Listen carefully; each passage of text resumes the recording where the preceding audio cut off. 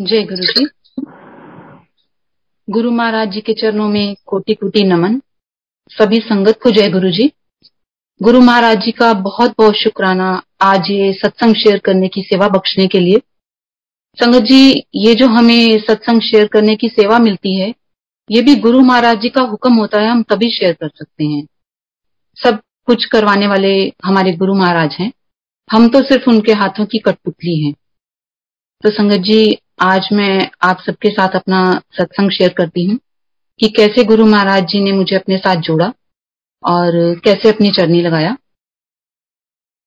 संगत जी, मेरा बेटा 10 महीने का था जब उसको बार बार फीवर हो रहा था और साथ में लूज मोशन की भी प्रॉब्लम हो रही थी। हम 2-3 डॉक्टर्स को दिखा चुके थे और डॉक्टर्स इसको चेक करते और मेडिसिन चेंज करके दे देते, बट इसको आराम नहीं आ रहा था। और वो यही कहते कि इस मंथ में बच्चे दांत रखते हैं, तो मे बी उस वजह से उसको बार बार फीवर हो रहा है और लूज मोशन की प्रॉब्लम हो रही है। और राखी आने वाली थी और राखी पे मुझे अपने मम्मा के पास जाना था। तो मेरी बड़ी सिस्टर जो कि जालंधर में रहती है, उनका मुझे फोन आया कि राखी पर घर जाना है। तो मैंने उनको बताया कि दीदी, बेटे के साथ ये प्रॉब्लम हो रही है और मैं नहीं जा सकती। तो उन्होंने बोला कि कोई बात नहीं, अगर यहाँ पे आप दिखा चुके हो तो वहां पर भी चाइल्ड स्पेशलिस्ट हैं, हम वहां जाकर दिखा लेंगे, तो ऐसे अपना त्योहार नहीं खराब करना।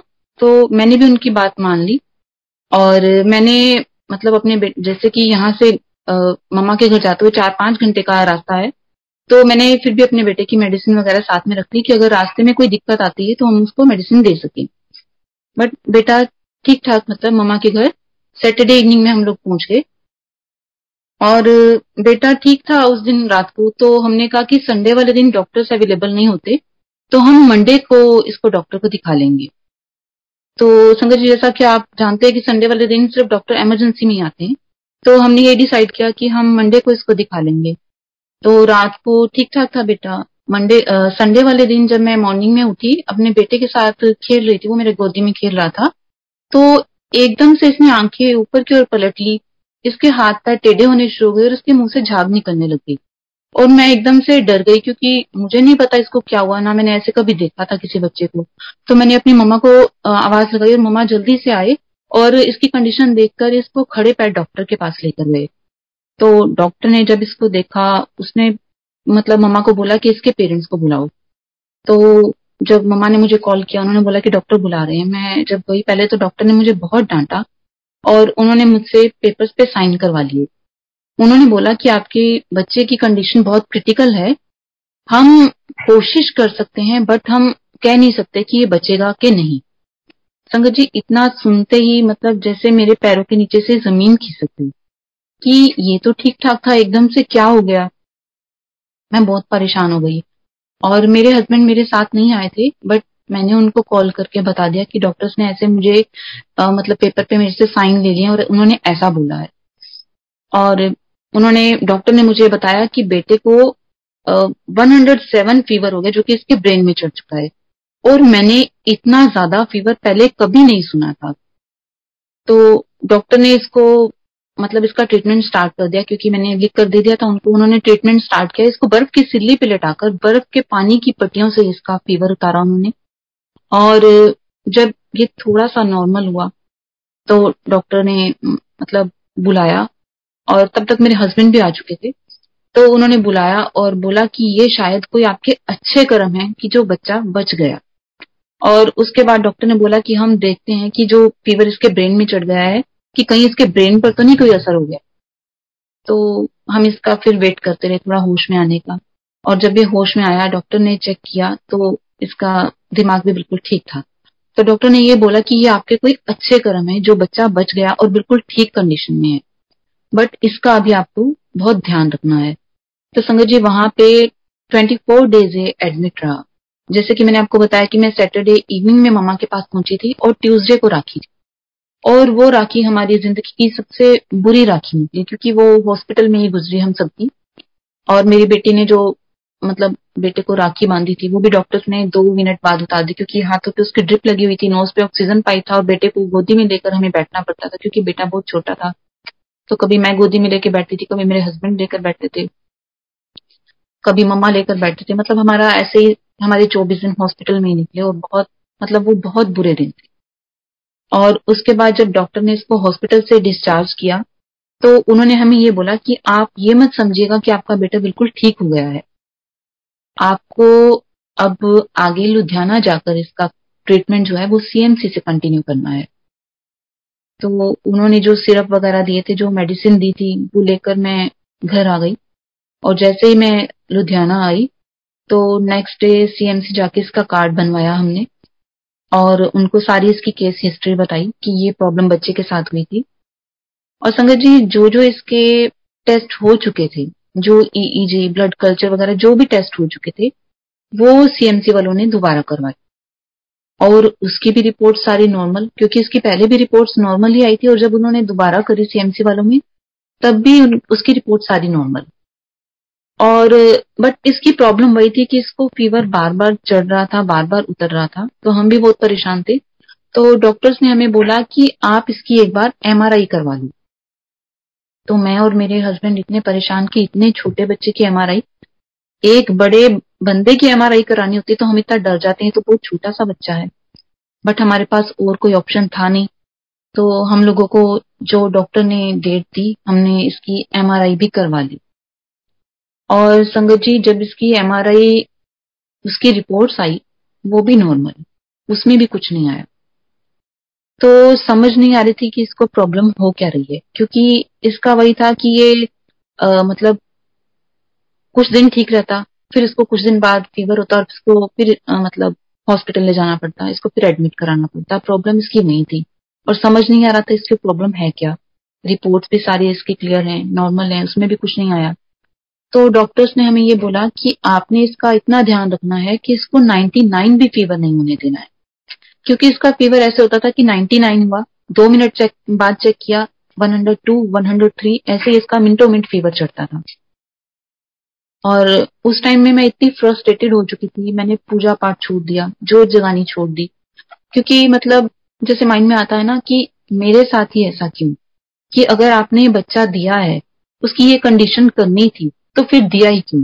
मतलब हम अपने तो कार्मिक अकाउंट नहीं जानते ना, तो हम वो भगवान पर अपने जो ब्लेम है वो उन पर थोपने लग जाते हैं कि ये आपकी वजह से हुआ है। हम अपने कर्मों को तो जानते नहीं कि हमने क्या कर्म किए हैं। तो वही मेरे साथ भी हुआ कि मतलब मैं बार बार यही कहती कि मेरे साथ ऐसा क्यों, इस बच्चे के साथ ऐसा क्यों, उसने क्या किया, उसको तो अभी कुछ पता ही नहीं दीन दुनिया का। तो बस मैंने पूजा पाठ छोड़ दिया, मतलब जोत जगाना छोड़ दिया, एकदम फ्रस्ट्रेटेड से रहती थी, और रात रात को उठकर यही देखती रहती थी कहीं बच्चा फीवर में तो नहीं सो रहा है। मतलब पागलों वाली कंडीशन हो चुकी थी। और मेरे हस्बैंड की प्राइवेट जॉब है, उनको जॉब पर भी जाना था, और बेटी स्कूल जाती थी। तो हस्बैंड जॉब पर जाते, बेटी स्कूल चल जाती, उसके बाद जैसे जब सीएमसी वाले मुझे दूसरे दिन तीसरे दिन बुलाते, और जाती मैं इसको लेकर, वहां से आती, और बस इसके वही टेस्ट चेक करते रहते, वो कुछ कुछ दिन बाद कोई ना कोई टेस्ट करते रहते, और रिपोर्ट्स में कुछ भी नहीं आता। तो उन्होंने बोला कि आपको इसका 5 साल तक बहुत ध्यान रखना है, इसको 99 भी फीवर नहीं होने देना। तो इसी बीच मेरे पास मेरे मम्मा आए, और वो गुरु महाराज जी का मेरे पास छोटा स्वरूप लेकर आए, जिसे हम सब संगत गुरु जी का रॉकस्टार वाला स्वरूप कहते हैं, वो वाला स्वरूप लेकर आए। और मैंने मम्मा को बोला, मम्मा अब आप ये किनको ले आए हो। मम्मा कहते ये गुरुजी हैं, और इनको बहुत सी संगत मानती है, तुम भी इनको अपने मंदिर में रखो। तो मैंने बेमने से पहले मैंने बोला कि मम्मा नहीं, मैं नहीं मानती। तो मैं माफी मांगना चाहूंगी गुरु महाराज जी से हाथ जोड़कर कि मैंने ऐसा बोला, और मैंने बेमने से गुरु महाराज जी का वो स्वरूप मंदिर में रख लिया। पूजा पाठ जैसे कि मैं आपको बता रही थी कि मैं छोड़ चुकी थी, बस वो स्वरूप मैंने लाकर रख दिया। मुझे नहीं पता था कि कैसे करते हैं या मंत्र जाप वगैरह करते हैं। तो मम्मा ने जाते जाते मुझे ये जरूर बोला था कि तुम यूट्यूब पर इनके सत्संग आते हैं, तुम वो सुना करो। तो मैंने बोला ठीक है, और मैंने ऐसे ही मतलब इग्नोर कर दिया। तो संगत जी, मतलब उस टाइम हम फाइनेंशियली भी काफी वीक हो चुके थे, और इन लॉज की तरफ से हमारा मतलब हमें कोई सपोर्ट नहीं था। जो थोड़ा बहुत सपोर्ट था वो मेरे पेरेंट्स की तरफ से था, पर उनसे भी मैं कब तक कहती। तो जो हमारे पास जो भी सेविंग थी वो भी धीरे धीरे खत्म होती जा रही थी। तो एक 1.5 साल तक सीएमसी वालों ने मतलब बेटे का ट्रीटमेंट किया, बट उनको भी समझ नहीं आई कि प्रॉब्लम कहाँ है। वो कुछ दिन बाद टेस्ट करते और रिपोर्ट्स नॉर्मल, फिर ये घर आ जाता। फिर जब इसको फीवर होता फिर हम हॉस्पिटल में एडमिट करवा देते। तो फिर एक दिन मम्मा का फोन आया कि हम सब बड़े मंदिर जा रहे हैं, तुम लोग भी हमारे साथ चलो। तो मैंने बोला ठीक है। तो मैं अपनी फैमिली को लेकर मम्मा के पास पहुंची। वहां से बड़े मंदिर के लिए बस जा रही थी। तो हम लोग पहुंचे, बड़े मंदिर जैसे पहुंचे तो पहुंच के जब बड़े मंदिर में हमने मतलब देखा, बाहर से देखते ही बहुत अच्छा लगा, मन को बहुत शांति सी मिली।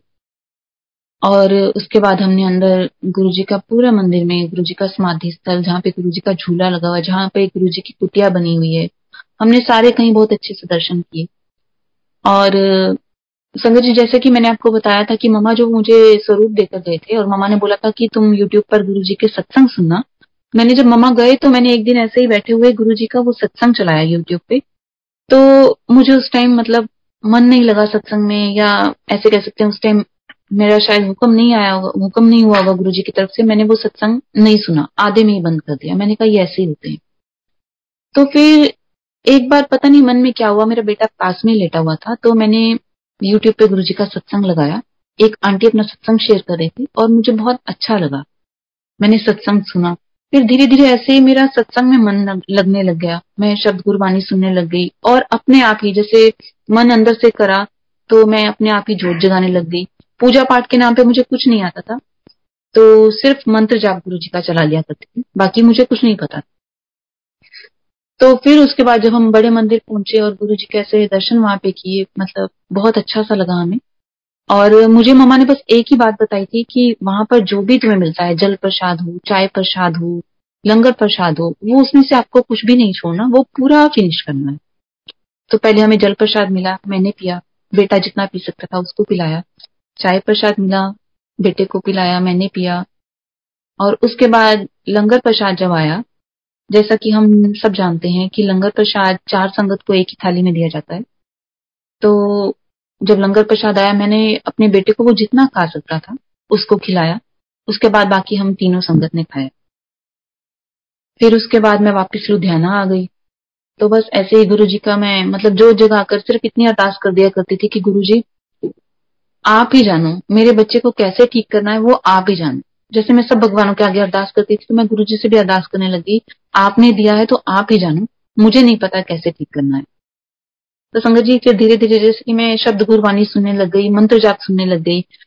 तो जैसे एक मन से आवाज आती है ना, जो डॉक्टर ने इसके लिए एक सिरप दिया हुआ था जो नॉर्मल पैरासिटामोल सिरप से थोड़ा स्ट्रॉन्ग था इसका फीवर उतारने के लिए, और एक फ्रीजन टैबलेट लगाई हुई थी जो कि अब बैन हो चुकी है और उसके काफी साइड इफेक्ट भी हैं।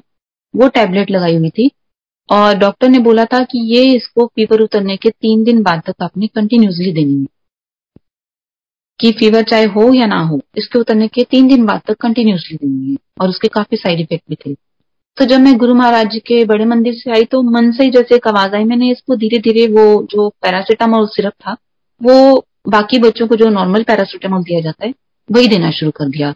और उसके साथ साथ जो गुरु जी का जल प्रसाद है वो देना शुरू कर दिया।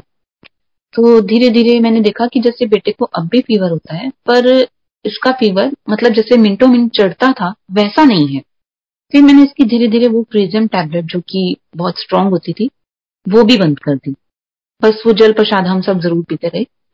तो फिर उसके बाद संगत जी मैंने देखा कि बेटे को अब वो पहले वाली कंडीशन नहीं है, जैसे इसको पहले एकदम से फीवर चढ़ता था और इसको फिट्स आ जाते थे और उसको हॉस्पिटल एडमिट करवाना पड़ता था, तो वो प्रॉब्लम अब नहीं हो रही है। तो फिर मैंने धीरे धीरे इसकी वो सारी मेडिसिन हटाकर इसको नॉर्मल पैरासिटामोल देना शुरू कर दिया। और गुरु महाराज जी की कृपा से आज मेरा बेटा 6.5 साल का हो गया है और वो बिल्कुल ठीक है।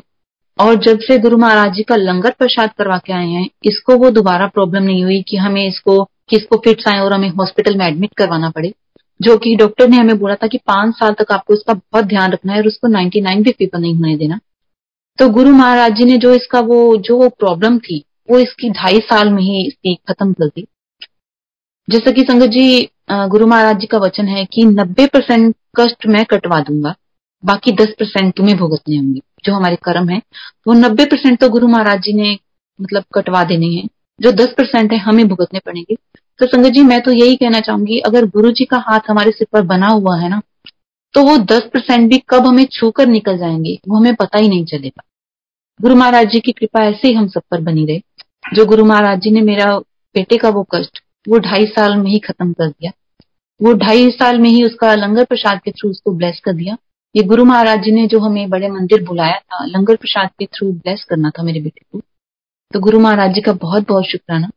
गुरु महाराज जी कहते हैं ना, अगर मतलब कोई घर का एक मेंबर भी मेरे पास आ जाए तो मैं सबको ब्लेस कर देती हूँ।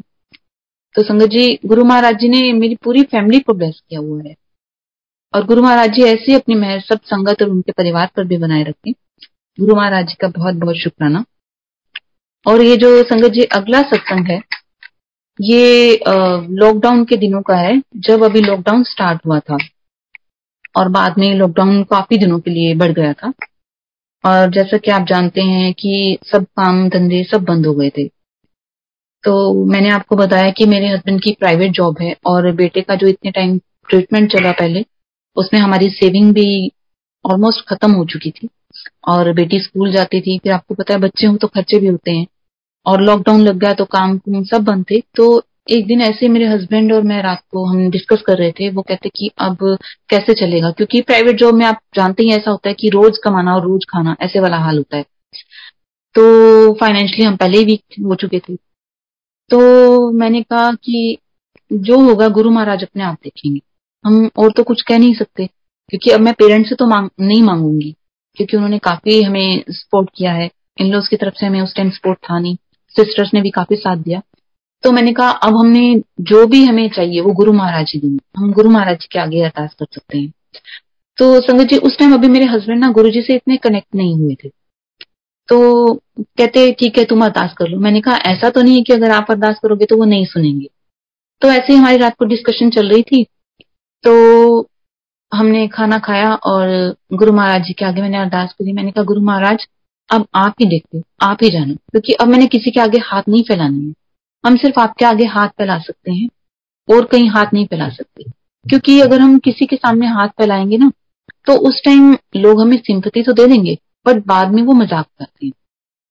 तो मैंने गुरु महाराज जी से ये अरदास करी, गुरु महाराज किसी के आगे मुझे हाथ ना फैलाने पड़े, बस एक आपका ही आसरा है, आप जानो क्या होगा कैसे होगा। तो संगत जी अरदास करके मैं सो गई। सुबह उठी तो जैसे कि अब हमारा मतलब रूटीन बन चुका है, हम जब सुबह उठते हैं तो जो भी हमारी गुरु संगत है हम सबको जय गुरु जी करते हैं व्हाट्सएप पे। तो ऐसे मैंने सबको जय गुरु जी करी और उसके बाद फोन रख दिया।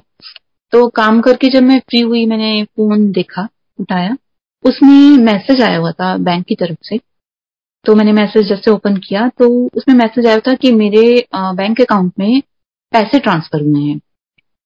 तो संगत जी मैंने मैसेज पढ़ा, उसके बाद मैंने अपने हस्बैंड को भी दिखाया। मैंने कहा किसी अननोन नेम से, मतलब हम उसको जानते नहीं है, मेरे बैंक अकाउंट में पैसे आए हैं।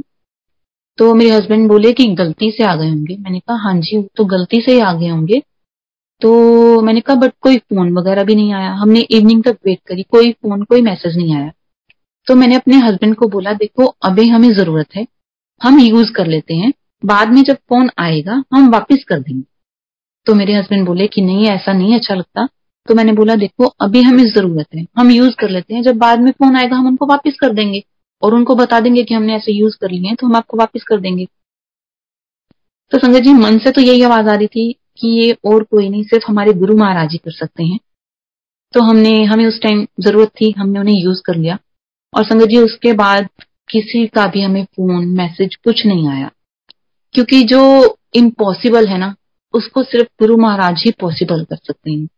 गुरु महाराज हमारे माँ बाप भाई बहन सब कुछ हैं, उनके आगे की हुई अरदास कभी खाली नहीं जाती। वो जानते हैं कब किसको और कैसे ब्लेस करना है। तो गुरु महाराज जी से जैसे अरदास करी थी कि किसी और से नहीं मांगना है, आप ही जानो। तो गुरु महाराज जी ने वो प्रॉब्लम भी देखिए कैसे सॉर्ट आउट करते। तो गुरु महाराज जी का बहुत बहुत शुक्राना कि वो हर संगत की अरदास अभी मन में ही होती है और वो पूरी कर देते हैं। वो जानते हैं कि किसकी प्रॉब्लम को कैसे सॉर्ट आउट करना है। और संगत जी ये जो अगला सत्संग है, ये बहुत ही प्यारा सा सत्संग है जो कि मेरी बेटी के 4th क्लास के सेकेंड टर्म के एग्जाम्स का है। मेरी बेटी जैसा कि आप जानते हैं कि इंग्लिश मीडियम स्कूल के जो बच्चे होते हैं वो हिंदी में थोड़े वीक होते हैं, और मेरी बेटी है वो कुछ ज्यादा ही वीक, मतलब उसको मात्राओं का नहीं पता चलता और वो काफी मिस्टेक्स करती है। तो उसके सेकेंड टर्म के एग्जाम थे और उसका जब हिंदी का पेपर वो देकर आई, तो शायद सभी माओ की आदत होती है कि वो जब बच्चे पेपर करके आते हैं तो वो उनसे पूछते हैं क्या किया, कितना किया। तो मेरी बेटी जब पेपर देकर आई, मैंने उससे पूछा कि हाँ जी कितना किया, मैंने उससे क्वेश्चन पेपर लिया, उससे सुना, तो उसने मुझे आधा सुना दिया। और उसके बाद जब मैंने आगे सुना तो वो कहती मम्मा आगे मैं नहीं लिख पाई। तो मैंने बोला नहीं लिख पाई मतलब आगे क्यों नहीं लिखा? तो वो बोली कि मम्मा मेरे ना आंसर शीट पे कुछ गिर गया था और मैं उसको क्लीन करती रह गई और मैं बाकी का पेपर नहीं लिख पाई। तो मैं इतनी परेशान कि आगे का पेपर नहीं लिख के आई है, ये करके क्या आई है कि अगर कुछ उस पे गिर गया था अपनी मैम से बात करती, दूसरी शीट ले लेती, कुछ भी उनको मतलब बताती, मैम कुछ तो हल निकालते उसका, और ये लिख कर ही नहीं आई है। मैं इतनी मतलब मुझे इतना गुस्सा आया कि दिल तो क्या एक थप्पड़ लगा दूं, पर बस मन को किसी तरह मारकर मैं वहां से चली गई, इसको सिर्फ डांटा और गुरु महाराज जी के आगे जाकर बैठ गई कि गुरु जी देखो अब ये क्या कर रही है, मुझे नहीं पता, आप ही जानो।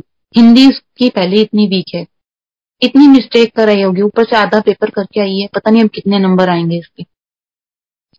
तो ये कहकर उसके बाद मैं अपने घर के कामों में लग गई। तो कुछ दिन के बाद जैसे मार्क्स लिस्ट दिखाने के लिए पेरेंट्स को बुलाया गया, मीटिंग रखी गई, तो गुरुजी से आज्ञा लेकर मैं गई। मैंने कहा गुरुजी साथ चलो। तो जब टीचर के पास पहुंची तो इतना तो मुझे पता था कि इसने हिंदी का पेपर अच्छा नहीं किया है, तो मैडम बहुत डांटेगी क्योंकि बाकी सब्जेक्ट्स में अच्छी है ये। तो बस वही डरते डरते जब मेरी टर्न आई, मैं मैम के पास बैठी। मैम को मैं मतलब उनका फेस नहीं देख रही थी क्योंकि मुझे पता था मैम बोलेंगी, बट मैम ने मुझे मार्क्स लिस्ट दी इसकी और मैंने चेक करी। मैंने और किसी के नंबर नहीं देखे, पहले हिंदी के ही नंबर देखे और उसमें देखा इसके 51 मार्क्स। तो मैंने कहा चलो शायद कर लिया होगा ठीक ठाक सा पेपर, 70 मार्क्स का तो इसके 51 मार्क्स आ गए। और उसके बाद मैम ने मुझे बोला कि मैम आप एक बात जानती हैं? मैंने कहा क्या मैम? कहते इसने ना हिंदी का पेपर सिर्फ 51 मार्क्स का ही किया, क्योंकि इसने बाद में बताया कि इसके पेपर पे कुछ गिर गया था। तो इसने सिर्फ 51 मार्क्स का ही किया और बिना किसी मिस्टेक के इसके 51 मार्क्स ही आए हैं। मैं इतनी हैरान कि इसकी कोई भी मिस्टेक नहीं। जो लड़कियां एक लाइन लिखने में 4-5 से मतलब 4 से 5 कम से कम गलतियां कर देती है, उसने एक भी मिस्टेक नहीं की। और उसने बताया कि इसको इसी के लिए, इसी वजह से इसको प्रिंसिपल के ऑफिस में भी बुलाया गया है कि इसने 51 मार्क्स का पेपर किया है और विदाउट एनी मिस्टेक इसके 51 मार्क्स आए हैं। तो प्रिंसिपल को बताया गया कि ऐसे इसके साथ ये प्रॉब्लम हो गई थी।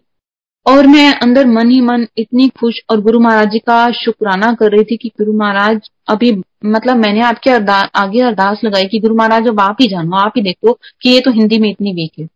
और गुरु महाराज जी ने उसका कैसे पेपर करवाया कि उसमें एक भी मिस्टेक नहीं आई। गुरु महाराज जी का अनंतम शुक्राना कि वो कितनी जल्दी अपने सब संगतों की मतलब अरदास सुन लेते हैं। हम अभी अरदास करते हैं, हमारे मन में होती है और वो अरदास पूरी भी कर देते हैं। तो गुरु महाराज जी का बहुत बहुत शुक्राना। और संगत जी एक और सत्संग है मेरा, जो कि मुझे एक दिन रात को थोड़ा लेट हो गई थी मैं और नींद नहीं आ रही थी। मैं गुरु महाराज जी के ऐसे सत्संग वगैरह सुन रही थी यूट्यूब पे, फेसबुक पे। तो गुरुजी से मैंने गुड नाइट गुरुजी को बोल के मैंने कहा गुरुजी अब मैं लेटने लगी हूँ। ऐसे ही मैं लेटी और मेरी आंख लग गई।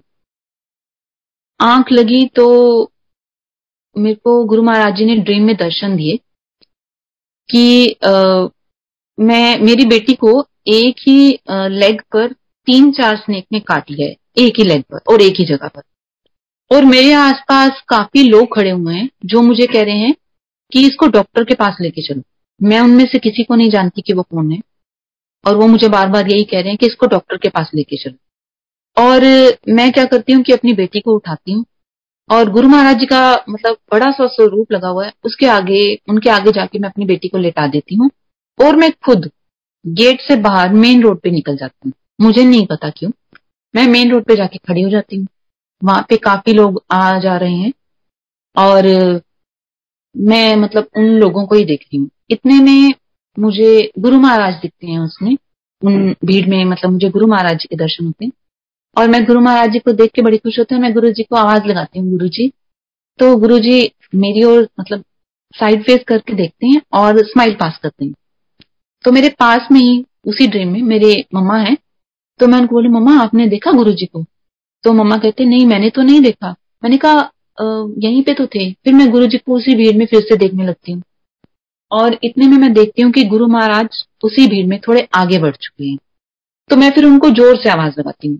एक बार आवाज लगाती हूँ, गुरु जी नहीं सुनते। फिर दूसरी बार और जोर से लगाती हूँ, तो गुरु महाराज वैसे ही साइड फेस करके मेरे को स्माइल देते हैं बड़ी सी और मम्मा कहते हैं हाँ अब मैंने भी देखा। तो इतना ही दर्शन होते हैं और बस यहीं पे ड्रीम इतना ही मैं देख पाती हूँ। और मैं जो ड्रीम में गुरु महाराज जी को मैं देखती हूँ, उन्होंने टोमेटो रेड कलर का चोला पहना हुआ है, उसके ऊपर हैवी एम्ब्रॉयडरी हो चुकी है। बट गुरु महाराज जी का वो स्वरूप मैंने पहले कभी नहीं देखा। मतलब जैसे गुरु महाराज जी को फेसबुक पे सत्संग आते हैं, यूट्यूब पे आते हैं, तो मैंने वो स्वरूप उस चोले में स्वरूप नहीं देखा था। तो मैं अपनी मम्मा को सुबह वही एक्सप्लेन कर रही थी, मम्मा ऐसे मैंने दर्शन किए गुरु जी के। मम्मा कहते अच्छा। तो इतने में मैं अमृत वेला जैसे गुरु महाराज जी का अटेंड करती थी, तो मैंने अमृत वेले के लिए जैसे ही मोबाइल उठाया, शब्द चल रहा होता है उसमें, मैंने अभी कुछ ध्यान नहीं दिया, मतलब शब्द सुन रही हूँ मैं। और शब्द सुनते हुए जब मेरी आंखें खुलती हैं तो मैं देखती हूँ गुरु महाराज जी का वही स्वरूप और वही साइड फेस करके वैसे ही स्माइल पास करते हुए। उस टाइम गुरु जी अमृत वेला वो जन्नत द्वार पे अमृत चल रहा था जब गुरु महाराज जी ने मुझे वही स्वरूप में दर्शन दिए। और मतलब मैं वही कह रही हूँ ना कि मैंने सिर्फ ये बोला कि मैंने वो स्वरूप गुरु महाराज जी का पहले कभी नहीं देखा था उस चोले में, और गुरु महाराज जी ने कैसे अमृत वेले में मुझे उस चोले में दर्शन भी दे दिए। तो गुरु महाराज जी का हम जितना शुक्राना करें उतना ही कम है। उनकी रहमतें इतनी हैं कि हम उनका बखान करने बैठे तो हमारी जिंदगी भी शायद कम पड़ जाएगी। अनंतम शुक्राना है उनका कि उन्होंने हमें अपनी संगत के लिए चुना। क्योंकि जैसा हम कहते हैं ना कि हमने गुरु जी को चुना। संगत जी हम कोई नहीं होते गुरु जी को चुनने वाले, ये गुरु महाराज ही हैं जो हमें अपनी संगत के रूप में चुनते हैं। और इसके लिए हम अपने आप को बहुत सौभाग्यशाली मानते हैं कि गुरु महाराज जी ने हमें अपनी संगत के लिए चुना। और संगत जी एक और छोटा सा सत्संग है जो कि मेरे हस्बैंड का है। मेरे हस्बैंड पैसेंजर लेके अलग अलग स्टेट में जाते हैं। तो ऐसे ही जनवरी के दिन थे, जैसे कि आप जानते हैं जनवरी में बहुत फॉग पड़ता है। तो मेरे हस्बैंड ऐसे ही गाड़ी लेके अर्ली मॉर्निंग निकले और जैसे कि बहुत फॉग था तो कुछ क्लियर होता नहीं है आगे। तो मेरे हस्बैंड ने मतलब मुझे ये फोन पर बताया था कि ऐसा मेरे साथ हुआ, और ये मैं आपके साथ अब सत्संग शेयर कर रही हूँ। तो उन्होंने मुझे बताया कि ऐसे उनकी गाड़ी मतलब एक खड्डे में उसके गाड़ी के आगे के दो व्हील फंस गए और गाड़ी को मतलब निकालने की कोशिश की, गाड़ी नहीं निकली और फॉग में कुछ दिख भी नहीं रहा था। फिर वेट की कि फॉग थोड़ी सी हट जाए, थोड़ी फॉग कम हो जाए, और गाड़ी को निकालने के लिए किसी दूसरी गाड़ी को बुलाना पड़ा। गाड़ी को फिर दूसरी गाड़ी के थ्रू निकाला और संगत जी जब वो फॉग हटी तो देखा वो गड्ढा बहुत ज्यादा गहरा था और कैसे गुरु महाराज जी ने सिर्फ वो दो व्हील के थ्रू वो गाड़ी को वहां पे टिका रखा था। क्योंकि हमारी आदत बन जाती है ना, जब हम घर से बाहर निकलते हैं तो हम गुरु महाराज जी से आज्ञा लेकर निकलते हैं, उनको कहते हैं कि गुरु महाराज हमारे साथ चलो। तो गुरु महाराज तो हमारे अंग संग रहते हैं, अंग संग सहाय रहते हैं। तो ये गुरु महाराज जी की कृपा थी जो वो गाड़ी आगे की ओर नहीं गई, वो वहीं पे टिकी रही। और बहुत बहुत शुक्राना कि कोई चोट भी नहीं लगी। उनका हम जितना शुक्राना करें उतना ही कम है। और संगत जी एक और सत्संग है। मेरे फादर इन लोग की आदत है, वो मॉर्निंग में अपने लिए टी बनाते हैं और ऐसे ही वो एक दिन चाय बनाकर और अपने वॉक पे निकल गए और आकर नहाने चले गए। और मेरे फादर इन लॉ जब वॉक पे गए थे, इसी बीच में पता नहीं कैसे जो गैस स्टोव होता है जिसको हम गैस चूल्हा कहते हैं, उसमें से पाइप अपने आप निकल गया और गैस लीक होती रही। वो वॉक भी कराए और नहाने भी चले गए, नहाकर भी आ गए, और हमें से किसी को नहीं पता कि गैस लीक हो रही है। हम सब अंदर सो रहे थे, एकदम से मेरी आंख खुली और मुझे फील हुआ, मुझे स्मेल आई कि गैस लीक हो रही है।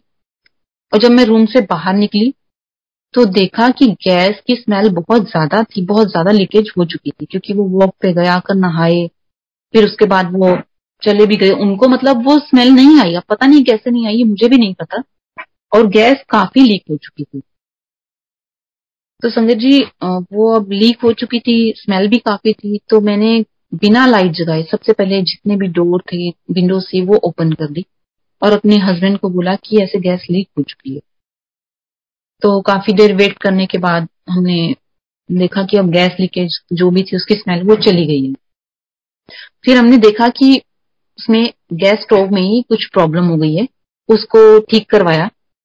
और जब ठीक करवाने के बाद घर पे लाए, तो जब मैं उसको ऑन कर रही थी, अब पता नहीं वो कहाँ पे गैस इकट्ठी हुई हुई थी कि मैंने जैसे ही उसमें बर्नर में फ्लेम लगाई, वो एकदम से जो इकट्ठी हुई थी ना गैस, वो एकदम से जैसे कहते हैं ना बिल्कुल तेज आग के साथ, वो बिल्कुल मेरे नेक तक टच हुई। मेरे उस टाइम मैंने जॉर्जेट के कपड़े पहने हुए थे, वो नेक तक टच हुई और फेस के ऊपर मैंने हाथ कर लिया, क्योंकि वो आग बहुत ज्यादा निकली एकदम से, मैंने फेस के आगे हाथ कर लिया और वो फ्लेम जैसे ही निकली गुरु महाराज जी के पेंडेंट के साथ टच होके वैसे ही वापस। और उसके बाद वो शायद जितनी थी उसमें स्टोर हुई हुई थी वो एक ही बार में निकल गई, और हाथ पे काफी जलन हो रही थी और मुझे लग रहा था कि शायद ना हाथ जल गया है, ज्यादा जल गया है, कि जैसे फ्लेम जैसे एकदम से पड़ी है। तो मुझे और तो कुछ समझ में आया नहीं, गुरु महाराज जी का चंदन टीका लगा लिया। और जब उस दिन तो नहीं देखा मैंने, सारा दिन चंदन टीका ही लगाए रखा। जब नेक्स्ट डे मैं नहाकर मैंने हाथ देखा तो उस पे एक खरोंच तक नहीं थी। जैसे कि मैंने बताया कि बहुत ज्यादा जलन हो रही थी और बहुत ज्यादा वो फ्लेम निकली थी तेज, तो वो कुछ भी नहीं हुआ और हाथ बिल्कुल ठीक ठाक था। और जितनी वो ज्यादा गैस लीक हो चुकी थी, समझ लीजिए हमारे घर में 4 सिलेंडर और थे, कुछ भी हो सकता था। पर ये गुरु महाराज जी की कृपा है कि उनकी कृपा से कुछ भी नहीं हुआ, ऐसा कुछ भी मतलब जो बुरा हो सकता था कुछ भी नहीं हुआ, सब कुछ टल गया। तो वही कहते हैं ना कि उनके जितने शुक्राने करें हम उतना ही कम है। शुक्राना करते करते शब्द कम पड़ जाते हैं, पर हम शब्दों में भी हम बयान नहीं कर सकते। और मैं गुरु महाराज से माफी मांगना चाहूंगी अगर सत्संग शेयर करते हुए मुझसे कोई भूल चूक हो गई हो, और आप सब संगत भी अगर मुझसे कोई भूल चूक हो गई हो संगत सत्संग शेयर करते हुए, तो मुझे माफ कर दीजिएगा। और मैं अपने सत्संग को यहीं विराम देती हूँ। गुरु महाराज जी का बहुत बहुत शुक्राना, और आप सब संगत का भी बहुत बहुत शुक्राना जिन्होंने इतने प्यार से सत्संग सुना। जैसा कि गुरु महाराज जी ने भी कहा है कि सत्संग सुनन वाले दा भी भला ते सत्संग करन वाले दा भी भला। और बहुत बहुत शुक्राना करना चाहूंगी गुरु जी का, आश्रम की मैनेजमेंट टीम का, जिन्होंने इतना सुंदर प्लेटफॉर्म हम सब संगत को दिया है, जिसके थ्रू हम सब संगत अपना सत्संग एक दूसरे के साथ शेयर कर सकते हैं। और गुरु महाराज जी के चरणों में मैं यही हाथ जोड़ के अरदास करना चाहूंगी, ए बख्शन हारे सब नु सुखां दी दात बख्श दे, सब हंसते वसते रहन ऐसे हालात बख्श दे। अनंतम शुक्राना गुरु महाराज जी का, अनंतम शुक्राना। जय गुरु जी।